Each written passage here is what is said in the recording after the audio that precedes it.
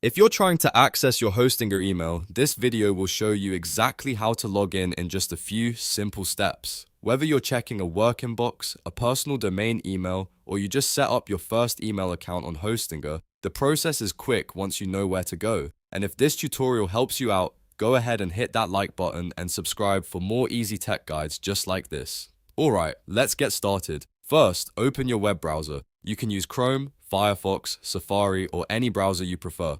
Once the browser is open, go to the Hostinger webmail login page by typing webmail.hostinger.com into the address bar and pressing enter. This will take you directly to the email login screen. When the page loads, you'll see the login fields where you can enter your email credentials.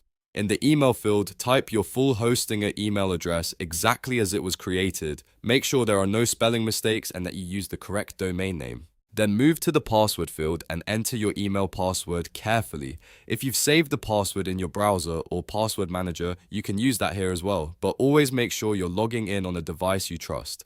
After your email and password are entered, look for the login button and click it. Hostinger will now verify your details and sign you into your mailbox. If the information is correct, you'll be taken straight into your inbox where you can read, send, and manage your messages. If the login doesn't work, double check your email address and password first. A small typing error is often the reason people get blocked. Also make sure your caps lock key is not turned on because passwords are case sensitive. If you still can't sign in, you may need to reset your email password through your Hostinger account or check whether your email service is active.